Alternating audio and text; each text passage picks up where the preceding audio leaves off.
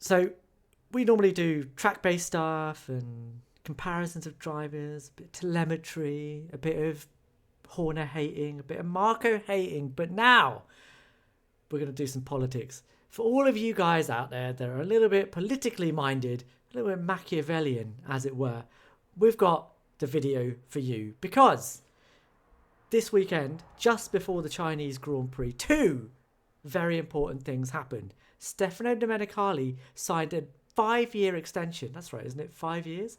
A 5-year extension to continue to be the CEO of FOM under Liberty Media. And that seemed to bring about unanimity, happiness, joy amongst all the Formula One teams because they have all signed up to a commercial agreement with F1, which you might say F1 released as a little bit of a screw you to the FIA and Mohammed bin Sulayem, because now there is a commercial rights concord agreed between FOM and the teams. Because, as it turns out, if we're to believe reports, F1 have announced this commercial agreement without the governance side of it, which is what the FIA would agree to, being signed at the same time. And if you remember the last Concored Agreement between Bernie and Jean Todt, they both got together happily in one press conference and signed the whole thing together. It sounds like Mohammed bin Sulayem was hoping that the teams and F1 wouldn't sign this until they got the governance thing together and he could sit there and divide and conquer, but they've called his bluff and he's not able to do that. So what does that mean? The ongoing war between the FIA and F1 continues. And to that, Ammar, you say what?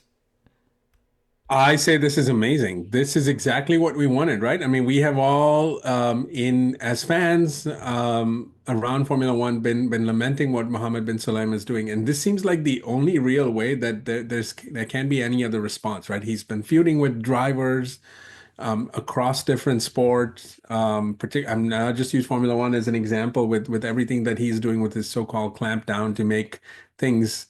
What is the word that he used? Civil and whatever. I don't even agree with any of that. So whatever.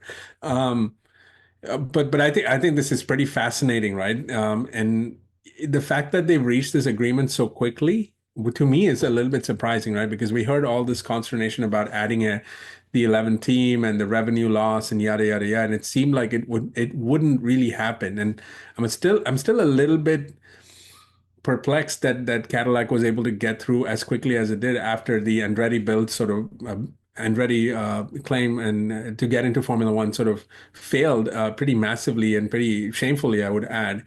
And so the fact that this has happened, the revenue share has been agreed, 50% of the profits, right, of F1's profits up to a certain point. And then, of course, Ferrari gets its own sort of royalty deal, if you will, the extra 5%, I think, of the pot. So I love everything about it. I love sort of looking at the business of Formula One, and I think in its purest sense, this is a lot of jockeying around for position. And look, I think the Stefano extension is pretty fascinating because you and I spoke a couple of weeks ago about Susie Wolf taking on a leadership role at the FIA, but I thought the more fascinating place would have been Formula One.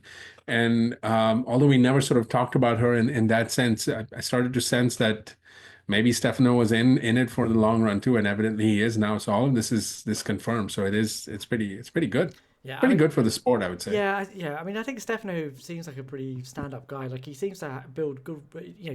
He was a former team principal, so he has good relationships with the teams because he obviously knows what they're going through and what their needs are. I mean, he was in the slightly rarefied position of being TP at Ferrari, but there's still some kinship there, isn't there? And he understands what the plight of everyone in F1 is.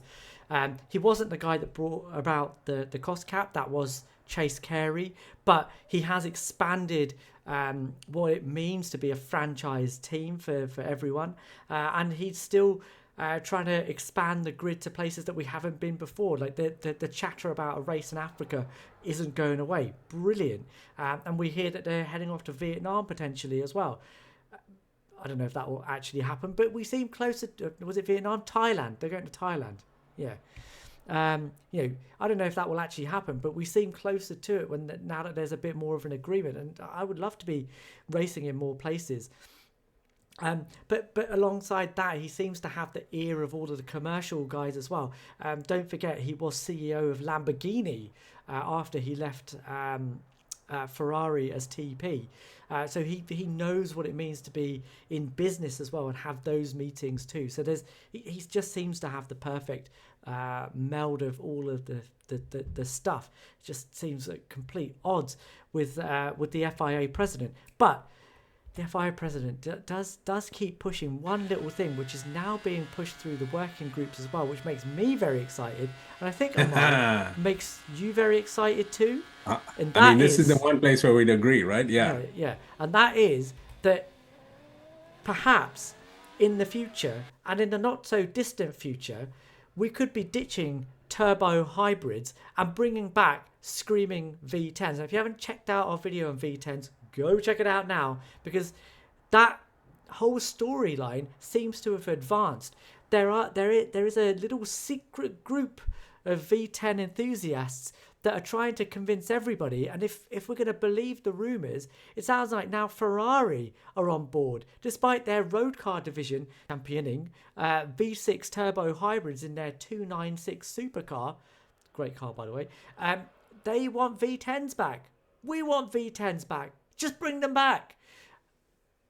When it's going to happen seems to be more of the problem, and that seems to be where everyone's getting stuck.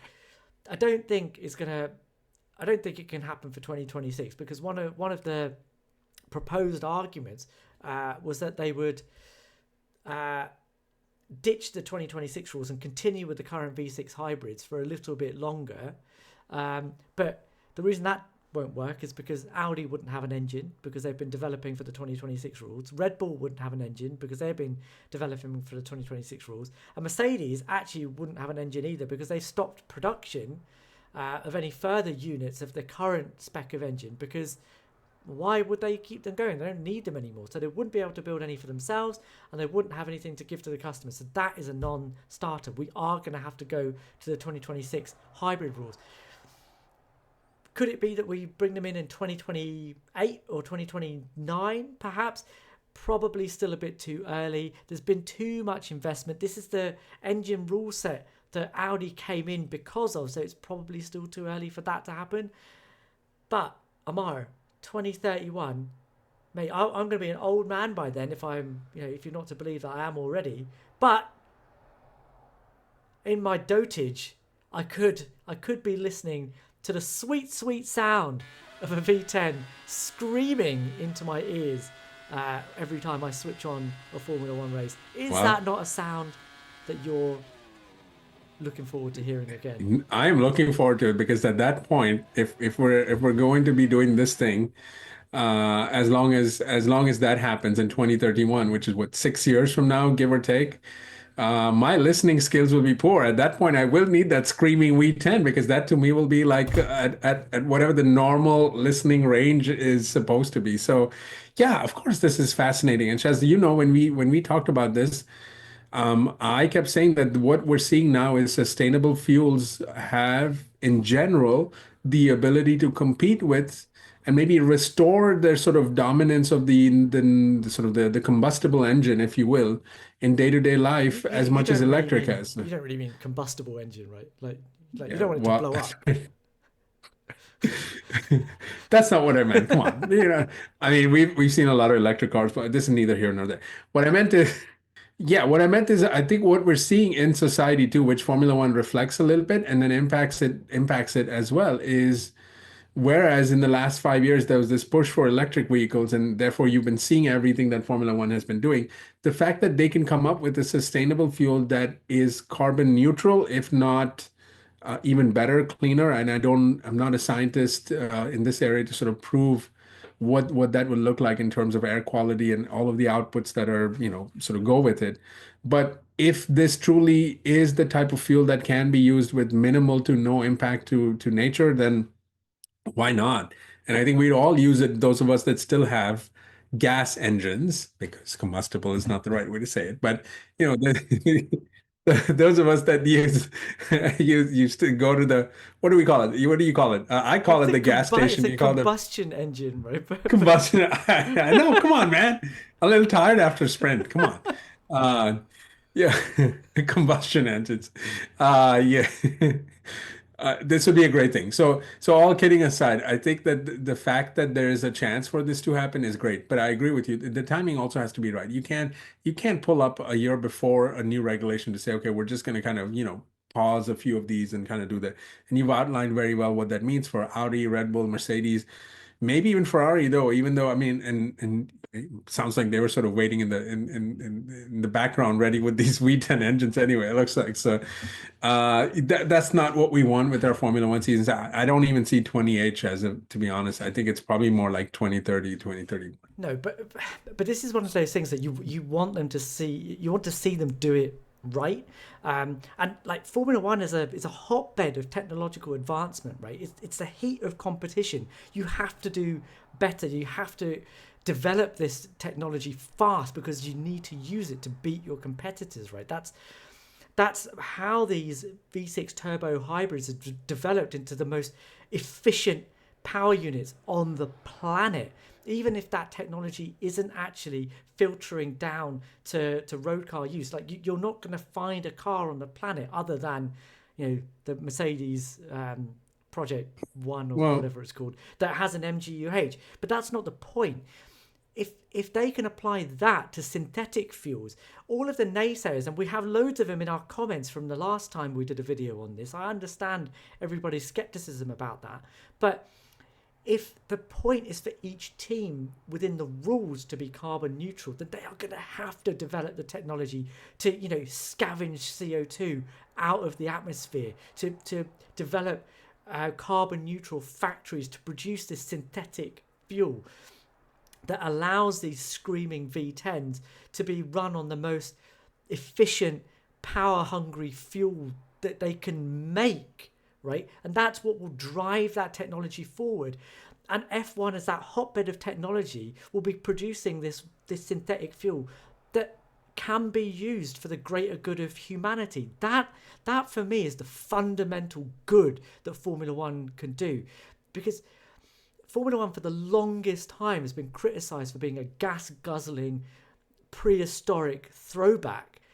And yet, when we stand on the precipice of climate change destroying our planet, F1 can actually be the pioneer and do the thing that nobody else wants to do because they just don't have the guts to do it.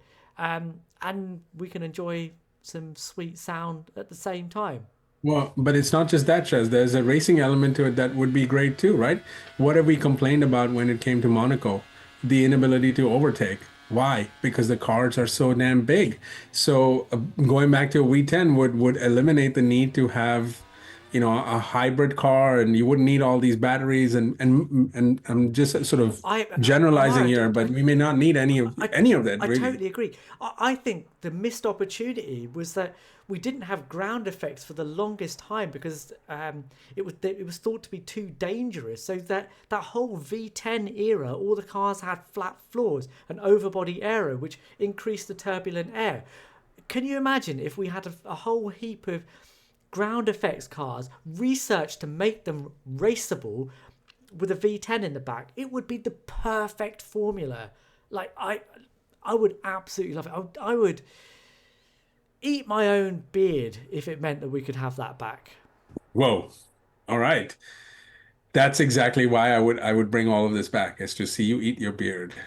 There you go. There you go. FIA, F1, Tyre GP have thrown down the There you gauntlet. go. Bring back We are ground going to be effect eating our beards. V10 normally aspirated engines, and Shez and Ammar, I'm throwing you in here as well, we'll eat our own beards. Oh, And on that note, can't I think we should probably call we? this one to an end. Let's see how many people actually know we said this. So, As usual, burying the lead. But doesn't matter. As usual, please like, please subscribe, please leave us a comment. Do you want to see V10s back? Do you think they can come back? How would you like to see them come back? Back. Please leave us a comment. We'll read every single one. We'll reply to as many as we possibly can. And we will see you guys in the next one. later.